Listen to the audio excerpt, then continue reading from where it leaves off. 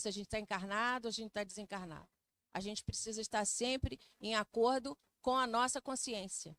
Aí vocês vão dizer, poxa, mas eu não compreendo tudo que o meu próximo já compreende.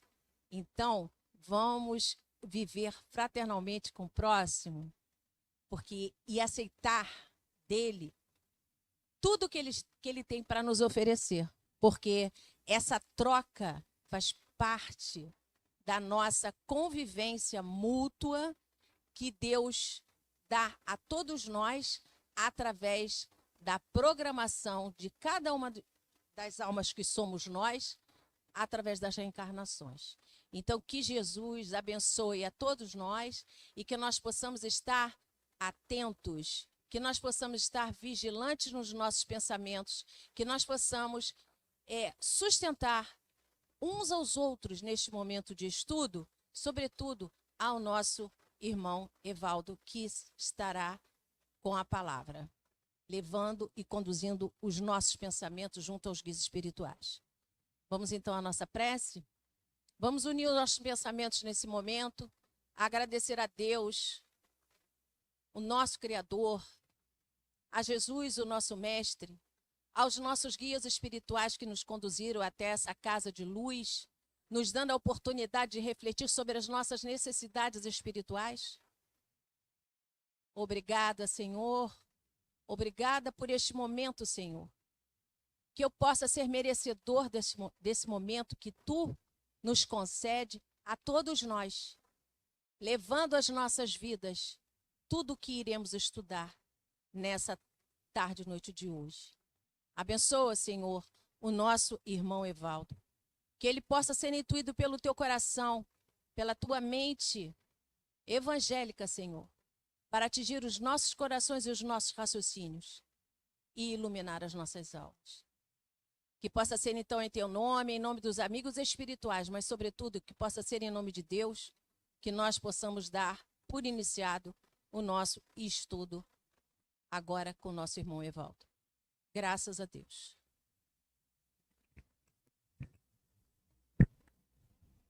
Que a paz bendita de Jesus, o olhar amoroso de Maria de Nazaré, aqueça os nossos corações. Só você que levantou a mão como visitando, né? Eu fui solidário, eu também levantei a mão também, tá bom? Seja muito bem-vindo, tá bom? A gente costuma dizer que essa casa é nossa. Então, por isso que nós gostamos tanto daqui. A gente se apega a cada cantinho desse lar espiritual, materializado para os nossos olhos e para as nossas necessidades, né? O tema de hoje está lá no livro dos Médiuns, no capítulo 1. É um tema um pouco complexo, porque trata da ação dos espíritos sobre a matéria. E para que a gente possa conversar, é necessário que tenhamos uma percepção muito real da proposta que o tema vamos estudar aqui. Quem aqui acredita que tem um espírito? Além desse corpo, que tem um espírito? Levanta a mão. Comprar aonde o espírito de vocês? Tem que pegar a nota fiscal, que se vir com defeito, pode trocar em 7 dias. Nós não temos um espírito, nós somos um espírito. E, às vezes, essa brincadeira faz com que a gente desperte para uma realidade que não estamos habituados a raciocinar. Nós raciocinamos como matéria, como corpo, como limitação que a vida física nos oferece. Mas ainda temos dificuldade de raciocinarmos como espíritos imortais. Eu costumo fazer uma brincadeira, para uma metáfora que eu criei, é que em relação à mosca. A mosca, essa mosca caseira, que fica lá assim, né? Chega ali, entra uma mosca lá em casa, a Ivana pega tudo quanto é troço para atacar a bichinha. E a bichinha não está nem aí para ela.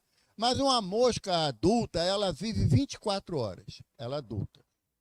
Se você chegar para ela, Vinícius, o Christian, e falar que você tem 30 anos, ela vai rir de tu. Vai falar, ninguém vive isso tudo, gente. é só 24 horas. Então, essa limitação do nosso entendimento acerca da vida material e da vida espiritual dificulta compreendermos como que um espírito que a gente não vê, não pode tocar, não pode sentir.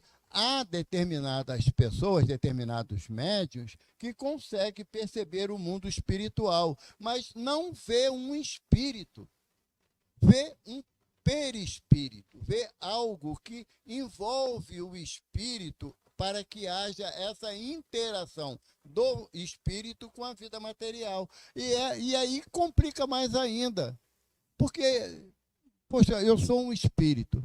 Aí, eu não sei se já fizeram isso, quando eu não tomei conhecimento dessa condição, sabe, Rosângela? Eu ia para frente do espelho, tentava ver o meu espírito.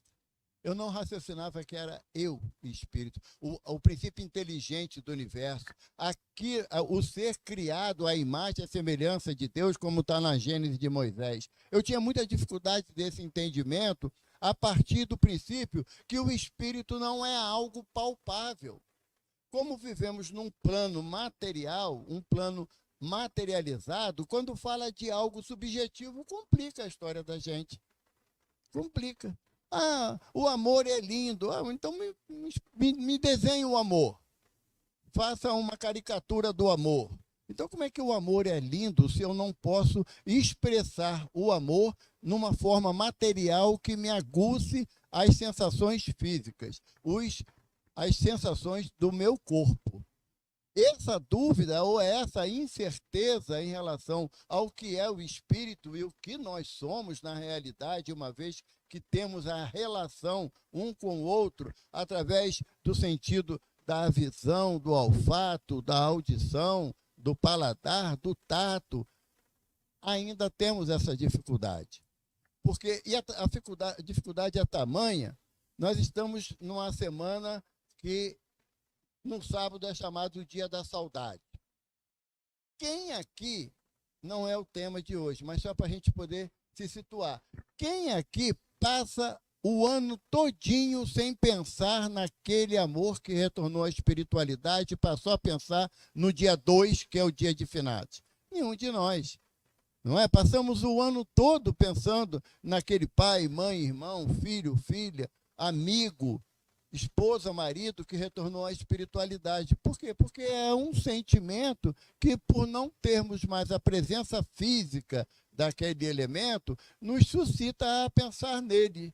E nessa condição de pensamento, daquilo que eu ainda não consigo vislumbrar, porque se eu falasse aqui, tem ali atrás, em fila ali, 4 espíritos ali trajando alguns uma roupa verde clara, uma túnica verde clara, e os outros 2 com uma túnica bem próximo ao cinza, aquela cor bem suave perto do cinza.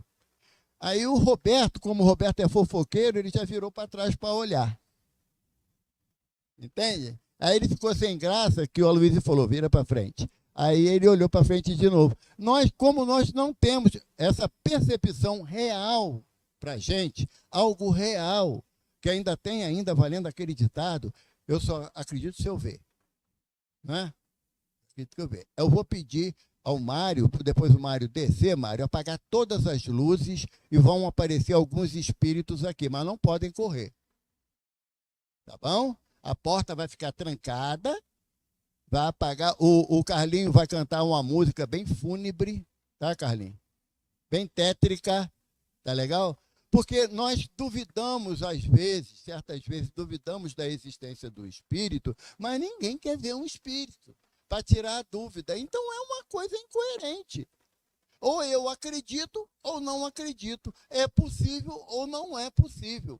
E nessa visão de possibilidade ou não, Kardec diz para nós que a ação dos espíritos sobre a matéria, desde que você não seja materialista convicto, você tem a necessidade de estudar as possibilidades de interação entre o mundo espiritual e o mundo material. Porque para o materialista, qual é a concepção dele? Baseada no positivismo de Auguste Comte. Sinto, penso, logo existo. Se eu perder a capacidade de sentir, o ver e o pensar não ainda me satisfaz nessa completude de entendimento. Como nós nos colocamos na condição de espiritualista, por que espiritualista? É aquele que crê que além da vida física existe uma outra forma de manifestação também de vida. Esse é o materialista. Mas nós já demos um passo mais adiante quando nos denominamos espíritas ou seguidor da doutrina dos espíritos. Qual é um dos conceitos da doutrina dos espíritos? A interação entre o plano espiritual e o plano material. E essa interação pode ser feita pela subjetividade do pensamento ou pela objetividade das relações materiais.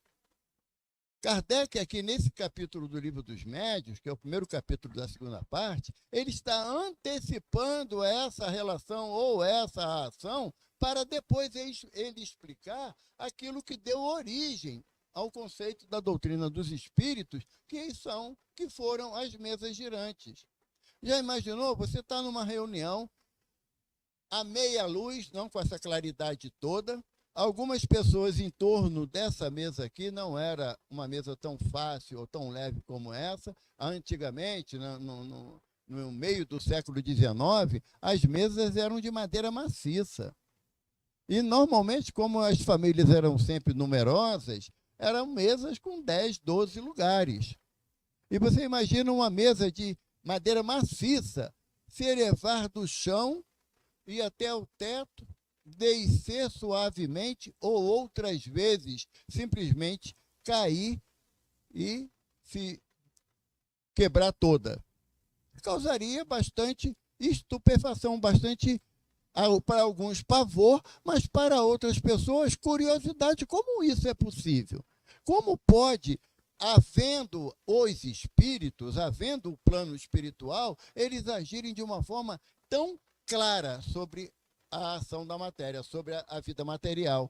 Então, Kardec vem dizer que se você não é materialista, se você for materialista, eu vou estar falando sem nenhum proveito, porque o conceito do materialismo é a negação completa de qualquer coisa além da visão material. Hoje em dia, até o materialista ele está ficando carente de elementos que comprovem a sua tese da materialidade. Por quê? Porque a matéria já sofreu tantas descobertas de estados que hoje já entende que a energia também é matéria. Pronto, aí complicou a vida do cara, que ele vai negar que só existe a matéria. Kardec vem trazer para a gente que essa ação dos espíritos sobre a vida material, ou sobre a matéria de uma forma geral, ela é super normal e ocorre desde que o mundo é mundo. Desde que o homem passou a habitar a Terra, há essa ação do plano espiritual sobre o plano material. E muitas das vezes de forma bastante assintosa. Lembra a história de Abraão, pai do povo hebreu, chamado pai da raça? Abraão, ele era casado com Sarai. E ela era estéril, não tinha filhos. À época, para o povo hebreu, a mulher que não podia gerar um filho, a culpa não era do homem, era sempre da mulher. A mulher que era estéril, a mulher que não era ruim. Sabe, naquela época não tinha exame para saber se o homem não tinha possibilidade de ser pai, né? Não tinha para a mulher também, mas a culpa era da mulher. A força geradora era da mulher. E até hoje é assim, a mulher judia, ela que determina a nacionalidade da criança. Se um hebreu casar com uma mulher não judia, o filho dele não é hebreu, porque ele é hebreu. Ele não é judeu. Então, naquela época, Abraão casado com Sarai, Sarai já era de idade avançada, e quando hoje a gente fala de idade avançada, a gente fala de 70, 80 anos. Naquela época, 50 anos já era velha pra caramba. Porque ninguém chegava a 80, 90, 100 anos. Não chegava. O índice de mortalidade era muito raso para homens e mulheres. Então, Sarai era estéril. E Abraão sempre pedia a Deus um herdeiro, um filho. Ele casou com Agar, que era uma serva da casa, e gerou o Ismael. né? Gerou Ismael. Mas, apesar de ser filho dele, como Agar não era judia, não prestava. Apesar que o conceito de hebreu naquela época estava nascendo ainda não havia um povo judeu, não havia, isso só mais tarde. Quando então ele, nas preces dele constante e de Sarai também, é anunciado que Sarai estava grávida. Sarai, aquela que não gera. Quando ela engravidou, o nome dela virou para Sara, a mãe da raça. Olha como é que muda uma letra, né? No conceito hebraico. Uma letra mudava toda aquela parte. Aí nasce Isaac, filho de Abraão. Isaac, ele estava com seus 12 para 13 anos. Abraão escuta assim: pega teu filho e leva até o monte das oferendas. Monte da oferenda. Você vai ofertar a Deus algo de grande valor para você. À época podia ser frutas, legumes, um animal. E Abraão falou: qual a oferta que devo levar para o monte? Aí a voz falou: Isaac. Quem levaria? É a ação do plano espiritual sobre a matéria. Não é? Eu estou falando de algo que aconteceu aproximadamente há 5.000 anos, 5.500 anos atrás. Abraão pegou Isaac pela mão e foi subindo o morro. E o Isaac falou assim: pai, onde a gente vai? Vamos para a oferta. Então, cadê o bichinho para a gente ofertar? A gente resolve isso, vamos embora. Chegou lá em cima do morro, a pedra da oferta estava lá, que era uma pedra plana, que estava naquela posição, não foi Abraão que colocou, e Abraão pegou a adaga da oferenda e mandou o filho deitar. Brabão ele, né? Sara não sabia da história, que senão não deixava, é claro, né? Ela deu uma volta na Sara para que isso não fosse perceptível.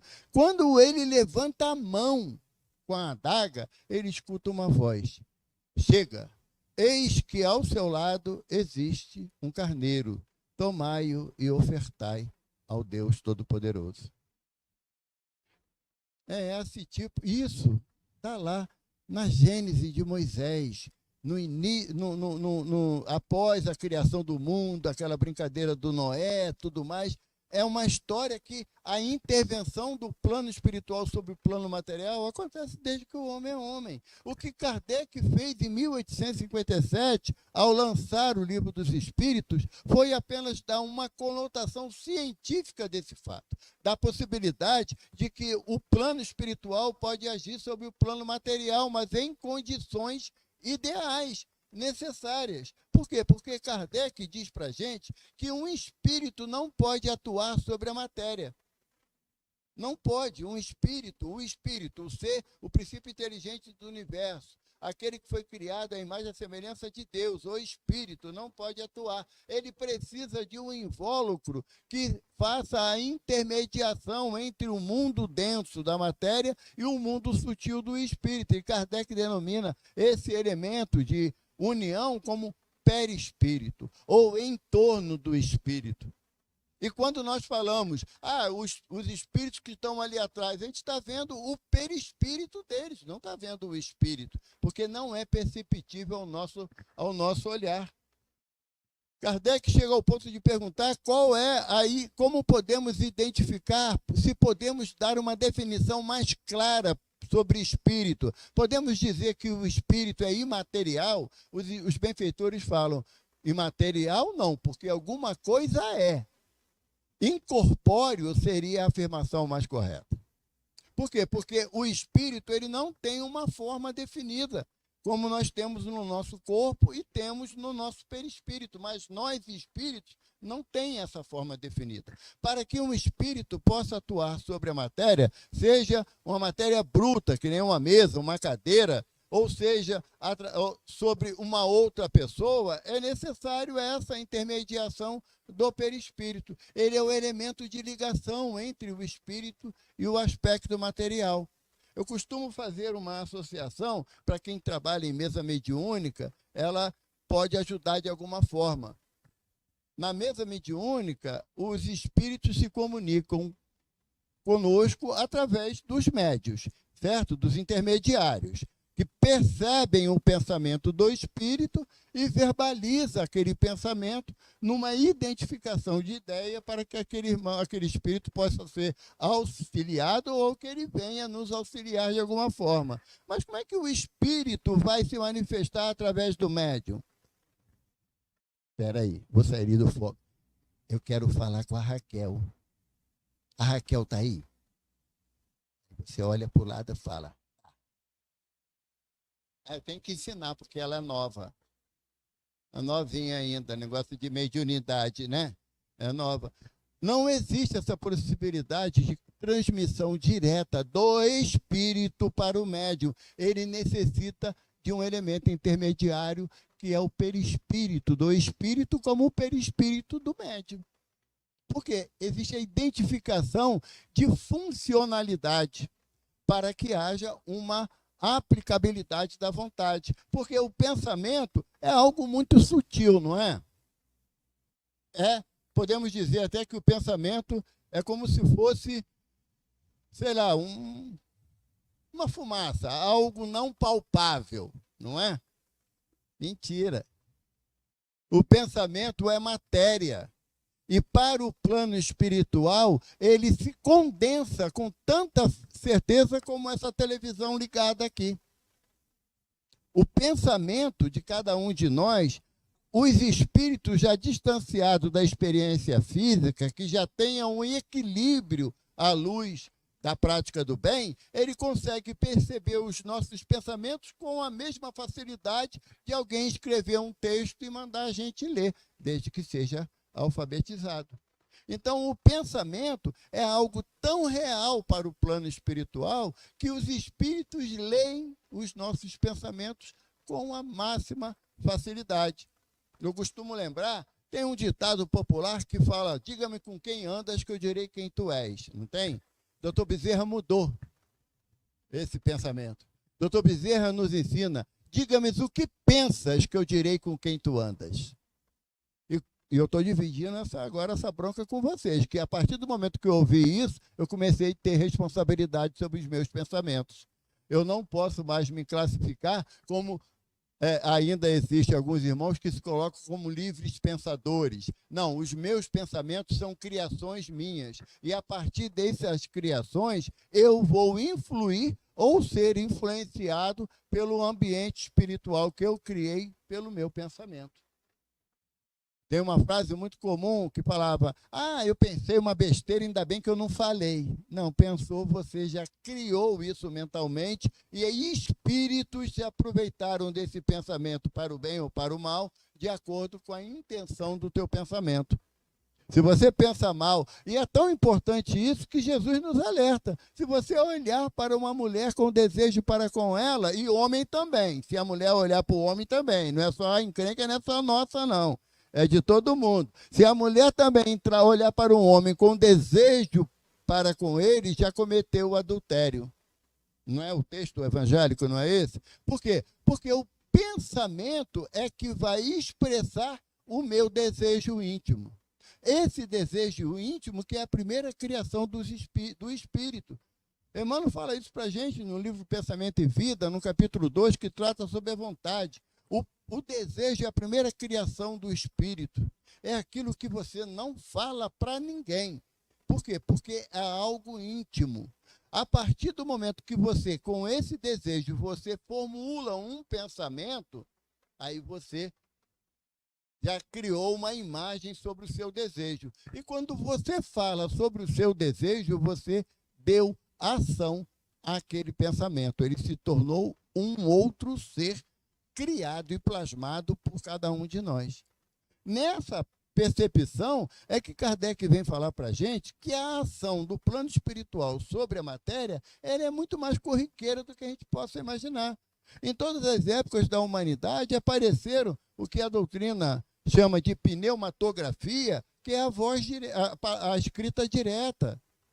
No ambiente aqui, como se aparecesse uma frase que todos nós poderíamos ler. É uma ação física que é isso? São os espíritos agindo sobre a matéria, de modo a impressionar os nossos sentidos. Para isso, temos que ter um perispírito, um elemento de ligação entre o espírito e a matéria, uma vez que a matéria não pode diretamente sofrer a ação do espírito. Não há possibilidade de um espírito atuar no plano físico sem o perispírito. E o perispírito, Kardec explica para nós, lá no Livro dos Espíritos, ele é criado pelo ambiente em que esse espírito irá atuar, ou pelo planeta, no planeta que ele vai atuar, o espírito tira desse planeta, desse ambiente, os elementos necessários para a formação do seu perispírito. E isso é ato inconsciente. É ato inconsciente. Não é que nós, eu vou encarnar na Terra. Eu reencarnava lá em Jebijebe, no universo, um planeta que ninguém conhecia, e agora eu fui avisado que eu vou encarnar na Terra.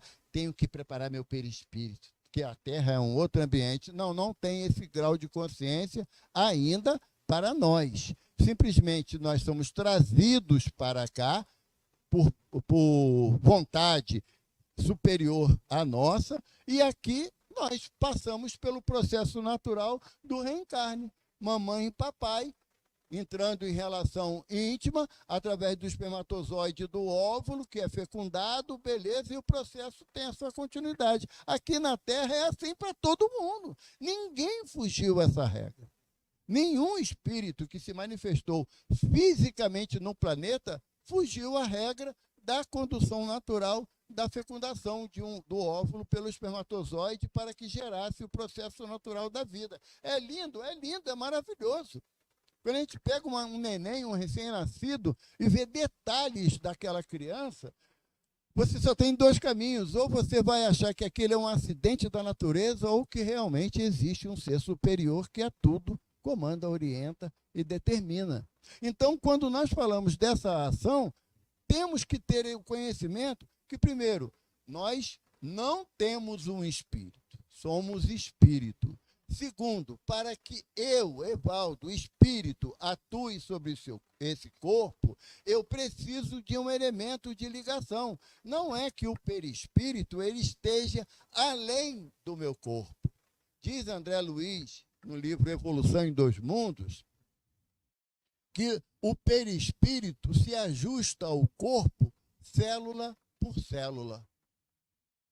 A ciência diz que o corpo humano tem, em média, 4 trilhões de células. O perispírito se ajusta célula a célula. Como o espírito vai conseguir fazer, né, essa integração que é perfeita? Através do processo gestacional. Para que durante o período da gestação, o desenvolvimento do corpo vai sendo comandado pelo espírito, através da ação do espírito sobre o perispírito, ele vai se acoplando célula a célula e transmitindo as necessidades evolutivas daquele espírito que está no processo reencarnatório. Para que a gente pudesse compreender melhor como que um espírito pudesse, a pessoa, Mário, se agora tivesse uma reunião de efeitos físicos e de repente se a mesa começasse a levantar, a gente ia ter que amarrar a Raquel ali na cadeira para ela não correr que nem a desesperada e mais algumas pessoas. Tá? A mesa começasse a levantar sem nenhuma ação visível fisicamente. Não seria legal? Eu achava, eu ia querer ver qual era a reação da gente, como é que ia ser. Hã? A Marita está segurando a mesa, não ia ser suficiente. Que é uma força superior à nossa, né? Então, mas por quê? Como é que os espíritos fariam para fazer essa mesa aqui levitar, levantar? Será que vocês acreditam que o espírito pegou, 4 espíritos, cada um de um lado, pegou a mão aqui e levantou a mesa? Vocês acham que é assim? Então, como é que é? Balançaram a cabeça aqui, não. Como é que é? Ela está dando cola. A internet está pegando isso? Tá, Edu, está pegando? Está dando cola, está pegando? Valeu. Tá? a ação da vontade. A vontade é um elemento criador do espírito. Não dá para a gente falar assim, eu estou com a vontade de comer sorvete de morango com calda de chocolate. É uma vontade do meu corpo, sabe? Não tem, isso é desculpa sem vergonha. A vontade é uma ação do espírito. É força, de ação do espírito a vontade. Emmanuel fala assim para a gente. É força de ação do espírito. Então, o espírito, o que ele faz? Ele imanta a mesa com um fluido ectoplásmico. O que é fluido ectoplásmico? Ecto, de dentro, plásmico, do plasma da célula. A célula sofre uma ação de vontade do espírito, ela produz uma acentuada energia citoplasmática e aquilo é transmitido pelos médios, consciente ou inconscientemente, pelos orifícios do corpo, nariz, ouvido, boca, naturalmente é a saída. Num caso de materialização de um espírito, esse ectoplasma é visível para todos que estivessem presentes. Tá? Mas no caso da ação sobre a mesa, o ectoplasma não é visível ao público, mas aí ele é envolvido nessa mesa e esse ectoplasma, Kardec faz uma afirmação para a gente que a ciência da Terra só veio reconhecer esse fato nos anos de 1990 para cá, que é a ação intelectual da célula. Kardec fala que esse ectoplasma ele é constituído de ação inteligente, sugestivo de uma ação externa inteligente. Então, quando o espírito envolve essa mesa, ela perde a densidade dela do plano material, se torna mais etérea. E o espírito, agindo pela força do pensamento, e isso o magnetismo prova para a gente, né? Que se agirmos com a força do pensamento, esse copo aqui, essa taça aqui, ela levanta, não tem nada de espiritual nisso, é a ação material, física mesmo. A ação mental do espírito determina que o ectoplasma que envolveu essa mesa, ele, pela subtilidade que ela passa a ter, pela leveza que ela passa a ter, essa mesa se eleva no ambiente. Kardec provou isso, não é história da carochinha, não. É só vocês lerem o Livro dos Médiuns ou então a Gênese, que ele explica com muita propriedade como isso ocorria. Aí, em condições especiais, sim, em condições especiais, com médiuns com capacidade de exalar esses fluidos também em condições especiais. São fenômenos que hoje não tem mais sentido serem reproduzidos. Mas quantas vezes a gente está em casa e escuta um barulho na cozinha, como algo tivesse caído, né? E vai lá, chega lá, não tem nada, está tudo normal, arrumado. Na terceira vez a gente vai para a casa da mamãe dormir, porque ele em casa está meio esquisito o negócio. Por quê? Porque não conhecendo a ação dos espíritos sobre o plano material, nós entramos no medo, que o medo bloqueia a nossa capacidade de raciocínio. Isso aí, a psiquiatria fala isso, e a psicologia também fala isso com muita propriedade. E nesse sentimento de medo, nós perdemos a capacidade da análise racional dos fatos. Quando você abre mão da tua racionalidade, somos seres racionais. E quando abrimos mão da racionalidade, ou a gente se apaixona e fica burro, ou a gente começa a querer questionar as coisas que vão acontecendo ao nosso redor para que haja uma compreensão. É isso que Kardec deseja de nós, que nós analisemos rigorosamente à luz da razão os fenômenos espíritas que presenciamos ou não, que tivemos conhecimentos ou não. Mas nós precisamos ter uma ação racional. E simplesmente, eu acho que eu nunca vi, mas aí eu não posso dizer que acredito. Não. Voltaremos lá ao Evangelho de Jesus, quando o Mestre materializado, que seria o termo adequado, né, que a ressurreição da forma que era e que ainda é preconizada, ela não há possibilidade de acontecer. Um espírito ressuscitar o seu corpo mesmo depois de anos de desencarne, né? Mas Jesus materializado se apresenta aos discípulos na casa de Nicodemos, né? Onde eles estavam reunidos, num ambiente todo fechado, e Jesus se apresenta. E aí Tomé tem aquela clássica afirmação: se eu tocar nas suas feridas, eu crerei que o mestre está vivo. E em outro momento, Jesus se apresenta para ele. E aí eu até vou fazer aqui propor uma reflexão para vocês, que nós cometemos o absurdo de falar que eu sou igual São Tomé. Não, se a gente fosse igual São Tomé, já era espírito superior, porque Tomé duvidou naquele momento, mas depois ele seguiu Cristo com a sua vida.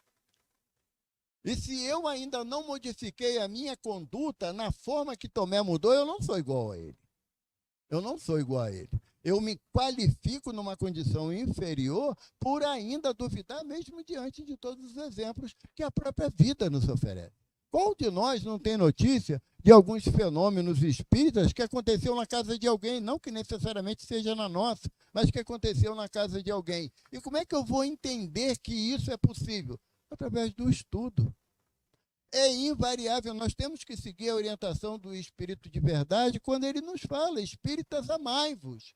A prática do amor desinteressado, do amor não egoísta, do amor não sufocante, que muitas das vezes entendemos. Ele diz ao amor, aquele amor transcendental, o amor que liberta, o amor que faz crescer, o amor que ajuda, que ampara. Espíritas, amai-vos, a primeira orientação. E a segunda, espíritas, instruí-vos. O espírita que não estuda fica massa de manobra na mão de espírito inferior. Por quê? Porque o espírito que nós classificamos como inferior moralmente, mas não são espíritos burros, que não têm consciência da ação, da sua ação sobre o plano material. Quem aqui viu o filme Ghost? Né, que foi sucesso? Eu vi umas 15 vezes o filme. Umas 15 vezes. Quem viu o filme vai lembrar da cena lá do metrô, que tinha aquele espírito lá que se achava dono do trem do metrô, né? E ele ainda é interessante, né, que é um ponto que a gente deve ressaltar, e ele era acusado de suicida, que teria desencarnado ali no metrô, e ele afirmava categoricamente que ele não se matou, alguém empurrou ele, né? E a gente vê, é só chegar ali em Pavuna, a pegar o metrô ali na estação inicial, 5 horas da manhã, tu vai ver o que é bom para tosse, sabe? Você vai aprender a... 2 corpos ocupam 2 lugares ao mesmo tempo no espaço lá em Pavuna, tá? Então, aí o Sam estava dentro do metrô, né? Seguindo aquele que foi responsável pelo desencarne dele, e aí o Sam vê esse espírito dar um tapa numa lata de Coca-Cola que estava em cima da mureta. E o Sam achou aquilo legal. Como é que você consegue? Ele: não quero falar contigo, não, tu vai falar comigo. Como é que você consegue? Ele: não vou explicar. Não, mas como é que consegue? O Sam encheu tanta paciência do espírito que o espírito falou que ele chegava, olhava para aquele objeto, ele passava a mão, atravessava o objeto. Aí ele reunia uma força íntima, ele sentia tanta raiva daquele objeto, era uma raiva que ele trazia do seu âmago, e ele conseguia acertar o objeto que ele desejava mover. Olha só, uma informação preciosa para a gente que é espírita e que não sabe como é que um espírito pode atuar derrubando uma panela, derrubando uma vassoura, né? Às vezes é o vento mesmo, mas a gente acha sempre que tem uma coisa a mais, né? Ainda mais se for um pouquinho doidinho. É porque é culpa dos outros, sabe? Eu não botei a panela adequadamente alojada acima da pia. Aí a panela cai, é culpa do espírito. Não é terceirizar a responsabilidade da minha incipiência, não é? Então, não sendo isso, não sendo vento nem nada, o espírito explicou isso para o Sam. E o Sam viu que tinha uma outra lata. Ele começou a fazer o teste. Ele trazia uma força interior. E o que ele não relata no filme? Porque o diretor do filme não sabia, o roteirista. Ele pegava o ectoplasma de alguém que estivesse passando naquele momento, naquele local, e com o ectoplasma ele dava uma certa densidade fluídica naquele objeto. E a ação da sua vontade, não do seu gesto, fazia o objeto se movimentar. Um filme que é da década de 90. A maioria de nós vimos, mas não observamos determinados fenômenos que ocorrem no filme e que a doutrina esclarece para a gente. É esse o propósito da doutrina. Porque está dentro de casa, faltou luz. A gente mora no 10º andar, não dá nem para correr, né, Ivana? Faltou luz dentro de casa. Qualquer barulho me leva meu não entendimento, me leva a uma insegurança, a um medo. E eu acredito que os espíritos devem rir da gente, sabe, mãe? E espírita com medo de espírito. Não é incoerente. É a mesma coisa que você fosse médico e tivesse medo de ir para o hospital. É incoerente. Se nós estamos estudando a doutrina dos espíritos, é para que compreendamos a nossa essência, que essencialmente nós somos espíritos. Posso dar uma notícia ruim aqui? Pode. Todo mundo vai morrer. Não tem jeito. Conhece alguém que ficou para semente? A minha avó tentou, foi até 98 anos, mas não deu jeito. Todos nós vamos ter que morrer e voltaremos a que situação? De espíritos. De espíritos. Muitas das vezes, os irmãos, não no sentido de crítica, não, é só para entendimento. Muitas das vezes, muitos irmãos, nesse sábado, vai para o cemitério. Mas o que está lá? Pode estar o carinho de alguém, né? O amor de alguém, pode estar exemplificado num túmulo, numa lápide. Não tem nada errado, não. Mas eu passei por uma experiência recentemente que aquilo me tocou bastante. Eu e Ivana estava num velório de uma jovem, do corpo de uma jovem, amiga nossa, somos amigos dos pais. E a mãe da jovem, o corpo sendo velado, a mãe pegou o cachorrinho, que era da jovem, e levou até o corpo. E eu observei para a Ivana, Ivana lá, o cachorro não fez reação nenhuma, não foi? Eu achei aquilo sensacional, Mário. Porque o animal entendeu que ali não estava a dona dele. Ali estava o corpo dela, que não representava ela. E a mãe da menina pegava inúmeras vezes durante o horário do velório, sabe, Leila? E levava o cachorro. E o cachorro olhava para ela, assim, tipo assim, o que você está falando? Não estou entendendo nada. Porque ali a essência da vida é o espírito e não o corpo.